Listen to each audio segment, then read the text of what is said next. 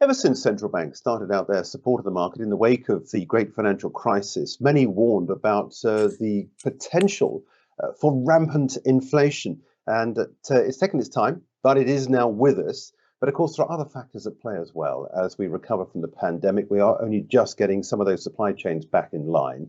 And of course, now we've got the other factor to consider, and that is the rise in fossil fuel prices and grain prices as a result of what's happening now in Ukraine. Welcome to this IGTV interview in partnership with Flagstaff Communications. We're talking now to Gervais Williams, Head of Equities at Premier Miton. Welcome. It's a pleasure to be able to catch up with you. I wanted to start, if I can, with this point about inflation. And as a money manager, what are you doing to position yourself to your clients' best interests, given that we've got this inflation, which has, I think it's right to be said, it's taken a long while to surface since the great financial crisis, but it is here, and oh boy, is it here with a vengeance. Yes, when you're investing with inflation, one of the things is that it tends to lead to everyone running out of money. Yes, consumers, yes, governments, but also companies themselves. We are fearful that many companies which have been doing well for many years by investing hard and generating very large positions will be in a position where they start to run out of cash. So as an investor, one of the opportunities you have is to actually select for companies which don't just have a strong balance sheet, but actually are in a position to generate surplus cash. The UK stock market's unusual in having quite a lot of these kind of companies. And it's not just that they survive, it's not just that they're able to continue to invest when others are perhaps struggling a bit, but most particularly if we do get into a period where companies start to fail, those with surplus cash can either expand into those markets or acquire those assets at distressed valuations from the receiver. Once the central banks have done with combating inflation, what then happens in this environment, do you think? Well, I think unfortunately, it depends how long it takes to get to slay inflation. The problem with inflation isn't just that it's slow coming, it can be quite slow to go as well. And so there's a real danger that actually the monthly stats, whilst individual stats might look notionally better on a one month basis, that over a 3 or 6 month period, it tends to be persistent. So when it comes to raising interest rates and ultimately suppressing demand, at the moment, we've got a period where we've got insufficient supply and excess demand. And the only way you can bring that back into balance is to actually reduce supply, reduce supply by actually actively causing companies to sell less. So you're going to get a pressure on sales. When you get a pressure on sales, some companies unfortunately resort to price competition, so you can actually get a pressure on margins, and so corporate profitability can fall quite fast. So coming back to that, we're fearful, unfortunately, that the inflation, whilst it may peak out, it won't disappear very quickly. And if that is the case, then you're going to get quite a long sort of tail of inflation being not completely as high as it was at the peak, but too high for comfort, interest rates remaining high, and corporate pressures remaining very severe. So for those of us looking for returns in the market through investments, what part of the cycle are we in? Are we to expect further lower lows so far as the equity markets are concerned? Or do you think that we are now sufficiently on top of it for the markets to begin to price in some sort of recovery period? Because I know markets like pricing in future events. How far further forward are they looking from this point? Well, the nature of this cycle, I think, is very different from many of the others we've had previously. If you think back to 2008 and the pandemic in 2020, whilst companies came under enormous pressure at those times, generally the behaviour by the central banks and indeed governments was very supportive. Companies running out of cash were able to get support. In many cases, the UK interest rates, if you remember, were reduced from 5.75% to 0.5% in 2008 and 2009. So from that point of view, we've not just got a setback coming, but we've got what is going to be perhaps the greatest squeeze in cash flow on corporates for many, many decades. And if that is the case, then you're going to find that actually companies themselves aren't well positioned. Fund managers themselves aren't well positioned. So whilst a lot of fund managers think that they'll survive this and it'll be fine, I think the nature of the change in terms of market patterns is going to be much more deep seated, and we need to see a much more significant change to come through. So from that point of view, I think we haven't really started. Now, does that mean markets go to low lows? I don't know. What I do know is that I think that the central banks at this stage are still in danger of making policy mistake. And it's not so much raising interest rates, but most particularly, for example, in the US, it's sort of addressing quantitative tightening. That's the opposite of quantitative easing. Withdrawing cash from the marketplace in a bearish phase could lead to markets going lower. We don't know that. We'll see afterwards. But my expectation is that that policy is brought to an end relatively quickly, but we still haven't seen it as yet. One of the other interesting factors that's emerged since the beginning of this year is how well, or rather, the London markets themselves, I won't say they perform well, but they haven't performed as badly as some of the other markets. We've been listening, the Nasdaq's down around 30-odd%. I think the FTSE 100 is only down from the top to the bottom around 12%. There's been a sort of a more of an insulated pattern develop here in London. Why is that? What is it about London that's causing this sort of effect to happen?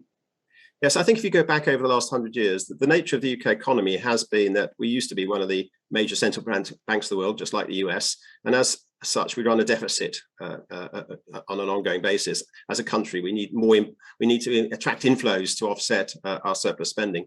And therefore, we're very vulnerable to inflation. The UK as a location has had more inflation in the past. That hasn't been an issue so much in the last 30 years. But if you go prior to the last 30 years, we've had more inflation and more persistent inflation than most others. And so we've got a culture in the UK of actually investing in companies which aren't necessarily unicorns, investing hard for very substantial benefits long term, but we've got a culture of investing in companies which do well in inflation.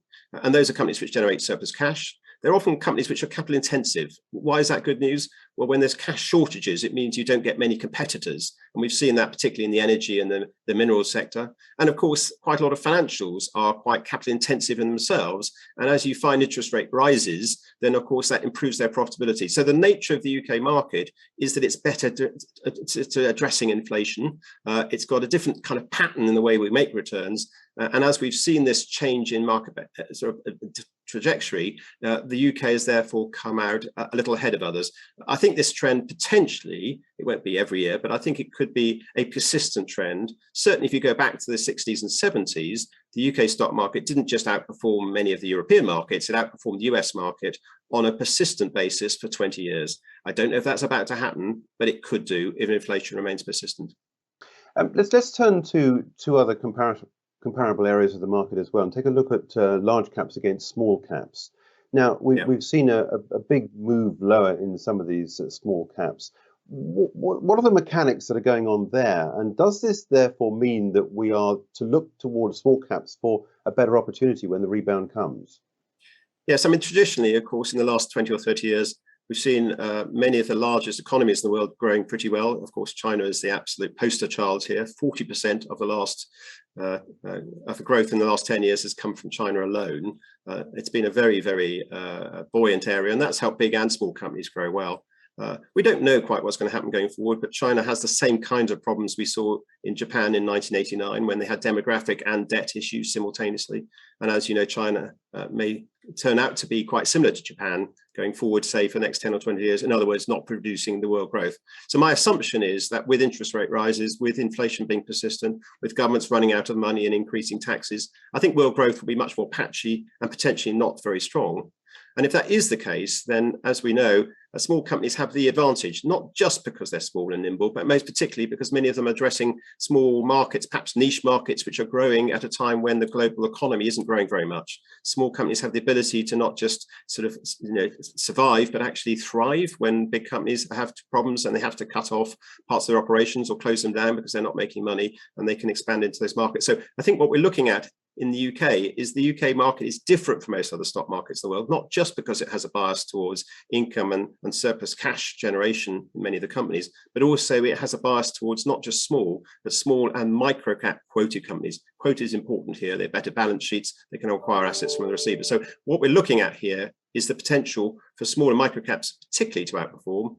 They have outperformed over the last 30 years, but that's not been very interesting when the UK has been underperforming relative to other markets. If the UK market starts to outperform, as I hope it will, and if we find that small caps continue to outperform as they have in the last 30 years, then what you would see, of course, is that the UK small cap sector might actually start to deliver not just premium returns versus the UK, but premium returns versus international markets as well.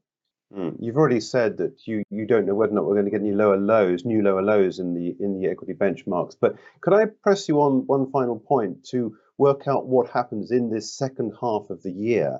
And whilst you've also said that this is not the same sort of downturn that we have previously seen in other market downturns, Do we have any sort of program to follow and work out possibly whether it's Q3 or Q4 as to when we should be seeing some sort of recovery in the markets, and what could generate that? Yes, I think what would recover, would prompt a recovery is if we did see inflation becoming less persistent, and that's quite possible. My expectation is it's a bit more persistent, but who's to say? We could see perhaps global growth disappointing, a global recession arriving earlier.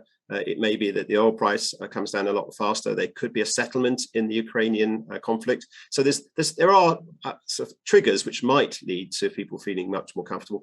And certainly there is a degree of cash in many people's portfolios at the moment, and they would be, no doubt, if the market started to rise, wanting to jump aboard and reinvest. So you could see a sort of strong recovery in markets in later part this year at some stage. But I think it would need to be at a period when the central banks themselves have stopped withdrawing cash from the market. So I think quantitative easing would have to be replaced again, perhaps in place of quantitative tightening, for example. And that would mean that central banks themselves have to go through a kind of quite a sea change in their own views about where they are regarding inflation going forward. And presumably by that point, we would want to have seen the topping out of interest rate expectations to a degree, presumably, because at the moment, at least, we're now hearing that we're possibly seeing 100 basis points next move from the Fed, and possibly 50 now from the European Central Bank. I'm guessing that markets are waiting for that moment to occur. Is that correct? Yes, and we should be a little bit careful about just looking for the top of interest rates. Whilst that's welcome, and the market might even anticipate that, we've got to remember that unfortunately corporates themselves may find that they're actually corporate profitability downgrades, the challenges they have, the need for emergency fundraisings, potentially bad debts. As companies go bust, they may find that bad debts start to rise, and indeed taxes may start to bite a bit. They may find actually that actually corporate profitability doesn't bottom till well after interest rates have peaked. So from that point of view, we don't know how long that'll take, and we don't know to what degree the markets will anticipate that. But certainly, if you look at 1989 with Japan, when they had their peak and the market sell off, the downgrades were very substantial over the following 3 years. So we need to be confident that we've got to the bottom of that downgrade cycle as well.